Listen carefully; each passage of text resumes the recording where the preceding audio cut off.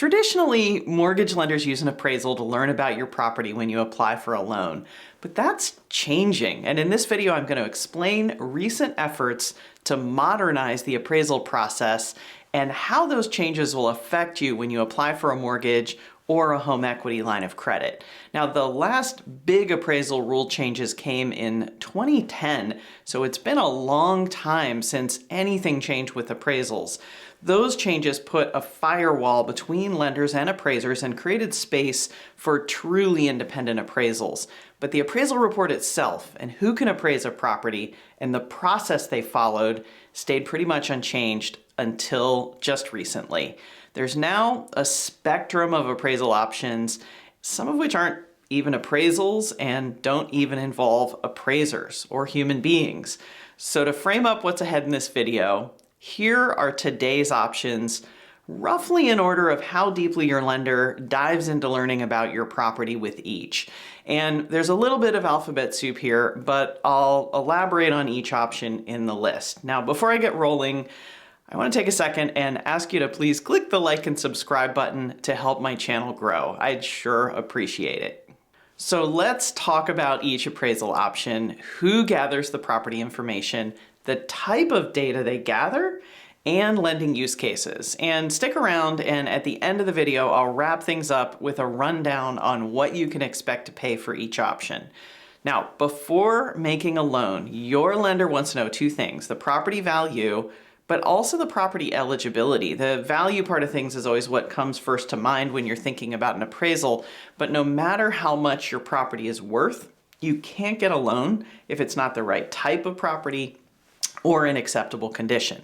And a traditional appraisal answers both the value and eligibility questions in one report. And that makes it kind of the gold standard. A licensed appraiser visits your property, inspects the interior and exterior, takes photos and measurements, and creates a report that follows what are called the Uniform Standards of Professional Appraisal Practice, or USPAP guidelines. The appraiser searches for comparables, or what we usually call comps, and these are nearby similar homes that have sold recently. Most appraisals are going to include at least 5 comps, maybe a few more, that the appraiser then plugs into a grid and adjusts for differences between your property and each one of those comps. And then the comps and adjustments are weighted for quality and reconciled to come up with a value for your home. And then if your property is in acceptable condition, the appraiser marks the report as is. They literally check a box. But if the appraiser sees any maintenance or condition issues that impact things that could be health or safety or habitability or marketability issues for your home, they mark the report subject to repairs. And the repairs that they indicate have to be made and re-inspected by the appraiser before your loan can close. Although there is an exception. If you've applied for a renovation loan, the repairs can be financed into your loan and then tackled after closing. Now, next on our list of appraisal options are desktop appraisals. And a desktop appraisal is pretty much identical to a full traditional appraisal, but for one difference: the appraiser works remotely. Instead of coming to your home, they rummage around in alternative data sources to complete their appraisal report. And these are pretty varied. They can include county tax records, real estate listings, prior sales, prior appraisals.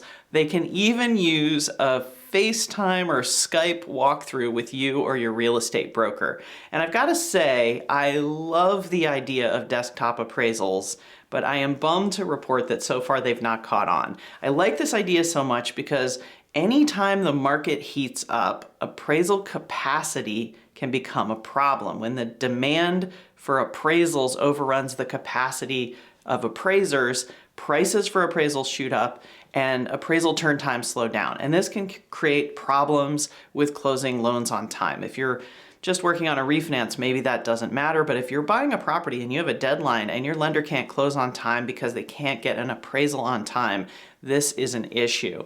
And appraisals in rural and remote areas are always a challenge to secure, and they can get super expensive as well. It can be tough to get an appraiser to drive the extra miles and do the extra work. So letting appraisers work remotely could really alleviate some of these issues. And Freddie Mac allows desktop appraisals today in some situations, but appraisers don't seem to be willing to work from anything but in-person inspections. So next on our list, we're going to shift gears, and I'm going to talk about something that we're currently supposed to be calling value acceptance, but what you'll usually hear lenders, including me, refer to as an appraisal waiver. So yeah, sometimes there's no appraisal at all. And I just got finished saying how much lenders care about the value and condition of your property. So why on earth would a lender offer a loan with no appraisal whatsoever? Well, there's a short answer, and it is big data. Since March of 2012, every appraisal report comes in two parts. And the first is this PDF document that your lender's going to share with you. It includes a description of your property and photos and that grid I talked about with the comps and adjustments, also a floor plan and tons of notes and a narrative. But the second part is a huge wad of coded information. Every single field in that appraisal report is converted into a data set that your lender uploads to a shared database called the Uniform Collateral Data Portal. And the portal assigns a file number to the appraisal, and it then makes it accessible for electronic sharing between Fannie Mae and Freddie Mac and authorized lenders. This system now holds around 50 million appraisal reports, and it's growing every day. And all these decades of accumulated information have made data and technology-driven appraisal options a possibility. So when a loan doesn't require an appraisal, it's not that your lender is just saying, oh, whatever, and shrugging their shoulders and not thinking about your property. Instead, robots are doing the heavy lifting behind the scenes. Using an automated underwriting system that's tied into that UCDP database, lenders can determine if an appraisal is going to be required. And these systems check for a prior appraisal, and if they find one, it runs the purchase price or the estimated value for the property through a risk model. And if the robot gives the value a thumbs up and finds no reason to be worried about the property condition, and your credit profile, this is important too, represents a low enough risk of default, then your mortgage might not require an appraisal. Freddie Mac calls their appraisal waiver product an ACE, or Automated Collateral Evaluation. And Fannie Mae recently changed from calling theirs a PIW, or Property Inspection Waiver, to Value Acceptance. And they actually said this name change was really consciously to get away from the implications of that, oh, whatever attitude that comes from using the word waiver, because they do care about the property. It's just that data is doing the work instead of an appraiser. Now, so far this rebranding, I have to say, hasn't really stuck, so you'll probably hear most people, including me, continue to refer to appraisal waivers as waivers. Now, contrary to popular belief among real estate brokers, there really isn't any amount of down payment that guarantees an appraisal waiver. I've worked on loans that are at 50% down or more, and an appraisal is still required. With no data or prior appraisal in the UCDP system, an appraisal will always be necessary, and properties that are valued over $1 million and purchases with less than 20% down aren't ever eligible for an appraisal waiver. Now, the next category on our list is the newest and biggest departure from the old way of doing things. And it was created really recently in 2022 and kind of designed to fill a gap in our pantheon of appraisal options. So let's say that an automated underwriting system feels good about the value of your property. The UCDP database has done its work, but there's a reason to worry about the condition. And maybe that's because a previous appraisal gave your property a lower grade for condition, or maybe it was subject to repairs, or maybe there's been a fire or a hurricane or another natural disaster in your area. It used to be that if there were any questions about the property condition, that would just automatically trigger a full traditional appraisal. But if the only questions are about property-related things, condition, that value determination part of the appraisal report is really redundant. So lenders are now allowed to order just a property inspection that doesn't include a value determination. Fannie Mae calls their version of this Value Acceptance plus Property Data Fact Sheet, and Freddie Mac calls theirs ACE plus Property Data Report, or ACE plus PDR. And I like the PDR shorthand, so I'll probably repeat myself saying PDR a lot for a minute here. The options, this option still includes an in-person visit, but instead of from an appraiser, it's from a trained, background checked data collector. The data collector gathers 120 different data points, takes photos, makes a floor plan. And the PDR, although it's kind of a light appraisal option, in a lot of ways, the information gathered is really more detailed than what you would see in an appraisal report itself, a traditional appraisal. The process is app-driven, and the app prompts the data collector for several dozen photos beyond what you would see in a traditional appraisal, and then it on the fly checks each image for quality and light and clarity. And then instead of the rough sketch that appraisers are allowed to put into their appraisal reports, the app creates a fully digital floor plan that meets the American National Standards Institute requirements.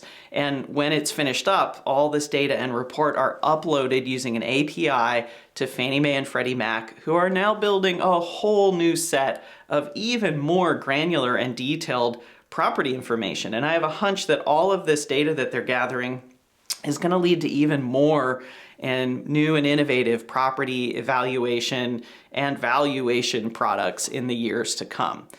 But what happens if there's a problem with a PDR? This is where the next appraisal option on our list comes in. It's called a hybrid appraisal. If your loan starts out eligible for a PDR, but then something changes and a value is required, instead of having to backtrack and start all over from scratch and order a full appraisal, lenders are allowed to upgrade from a PDR to a hybrid appraisal. An appraiser is still assigned, and they're going to complete a traditional appraisal report. It really looks similar to the traditional appraisal report, but they'll be working remotely using the data and photos and floor plan from the PDR.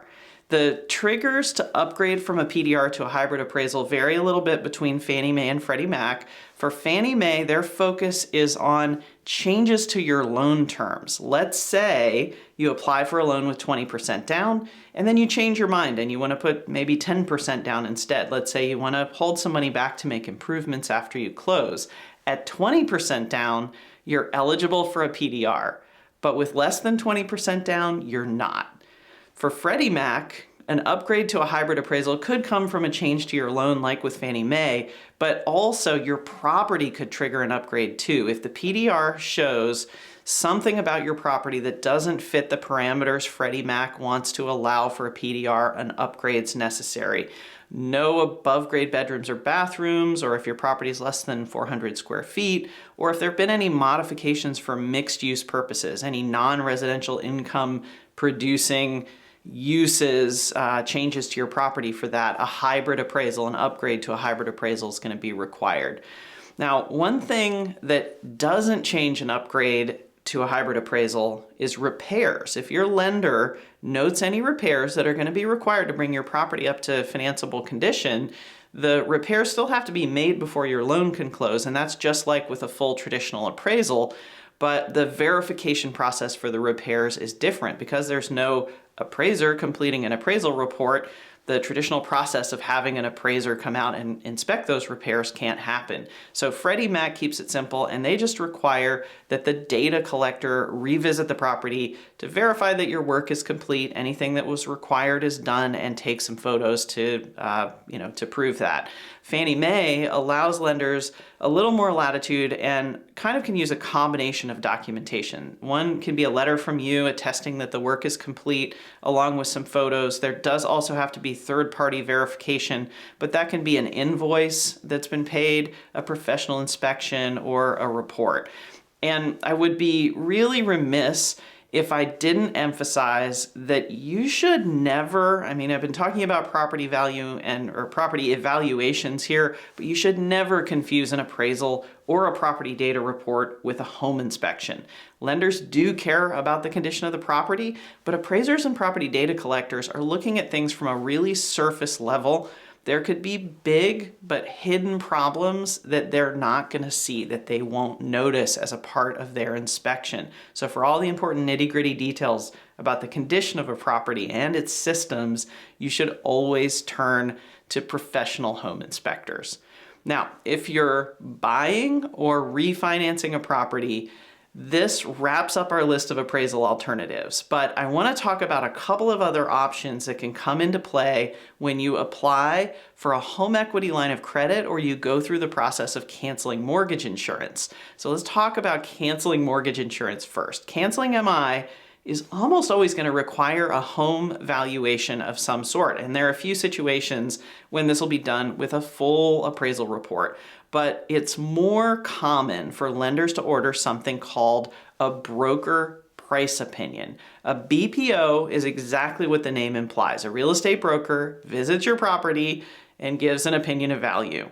And as a side note, if you're paying for mortgage insurance, I would really encourage you to check out the video linked above. I'll put a link above there. It's a comprehensive guide to canceling MI, and it includes a cheat code that might get you out of paying mortgage insurance what could be years earlier than the usual timeline.